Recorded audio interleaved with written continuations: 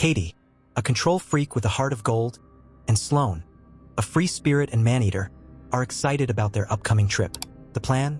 Spend a month working at Ecofield Organic Farms to save up some cash and then blow it all in New York City. The next day, Katie's overprotective uncle Jason, a cop who takes his job way too seriously, picks them up so they can spend a night at his place before heading to the farm. As they settle in, Sloane has the brilliant idea of making up fake names to spice up the experience. Heather and Ripley, yes, Ripley, because Katie thinks she's a badass, are ready for adventure.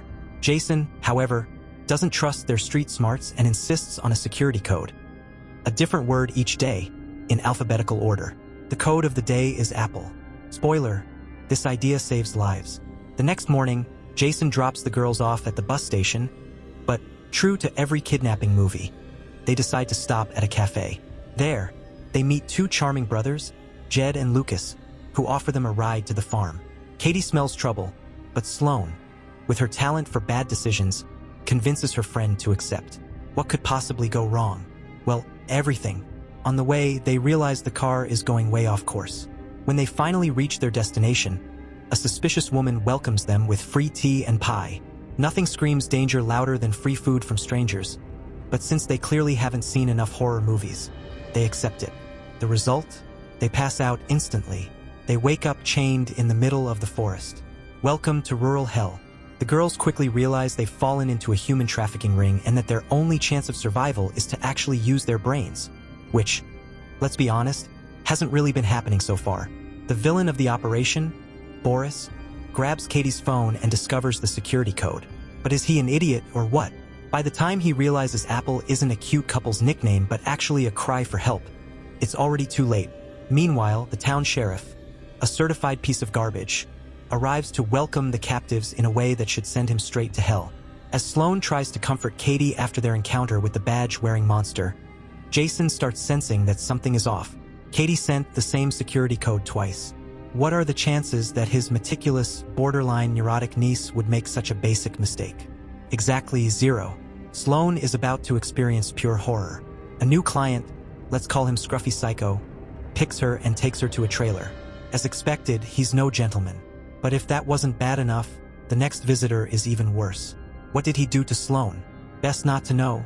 But when she walks out of that trailer, she's more traumatized than ever. Katie now tries to help her pull herself together. Meanwhile, Jason, searching for the girls, arrives at the disgusting sheriff's office and, in a not-so-bright move, tells him he knows about the security code. Congratulations, now the bad guys know they need to get rid of the girls.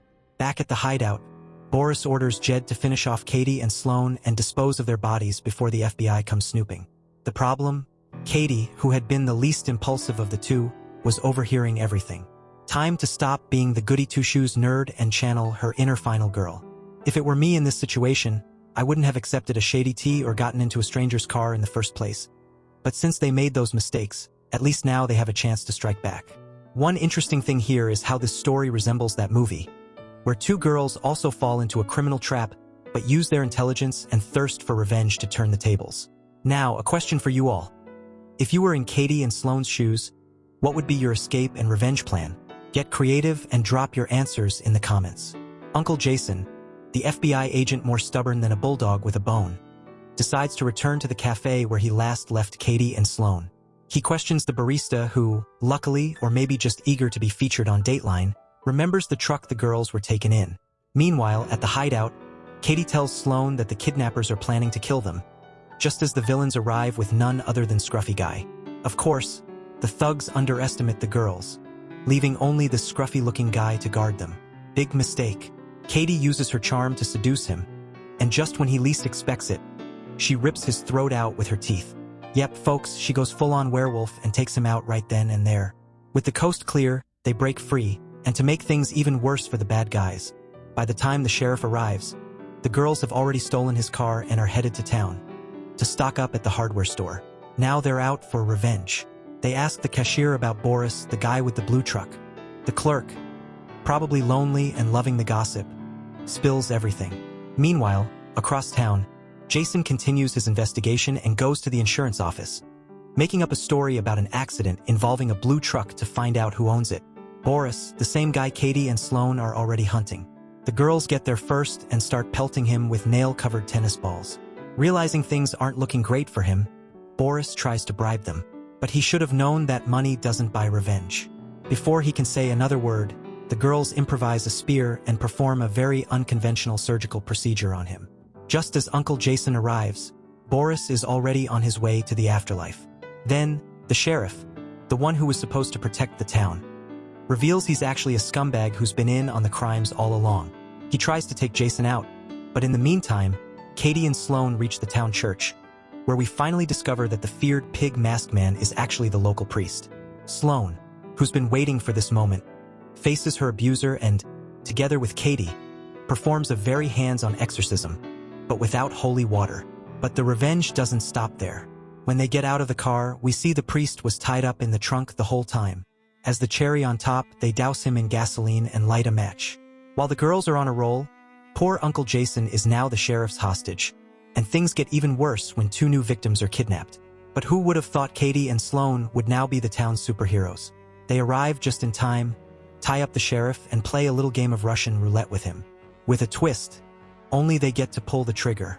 The sheriff tries to fake remorse, but Katie, out of patience, finishes him off without a second thought. They free the new victims and leave Jason wondering who actually took care of the sheriff. But the revenge tour isn't over yet. The girls pay a special visit to the mother of Jed and Lucas, the Psycho brothers. They return the favor, drugging her and taking her to the basement, where Jed is already tied up. Without hesitation, they turn him into a human piñata with baseball bats while his mother watches. As for Lucas, they get creative. They give him a bat and tell him to beat his own mother. When he hesitates, no problem, Katie takes care of it with a bullet to his head and stages it as a suicide. Finally, in a last act of macabre gardening, they finish off the mother with a lawnmower. Now that's trauma recycling, and as every good revenge movie needs a proper ending, we see that some time has passed. Jason shows up to take Katie and Sloane to the airport, where they happily head to New York. They pass airport security with no issues, probably because they're no longer carrying spiked tennis balls or bloodied lawnmowers. But the real question is, did violence truly set them free, or was it just the beginning of a new era of psychopathy? Stay safe, everyone, and I'll see you in the next video. Just click here.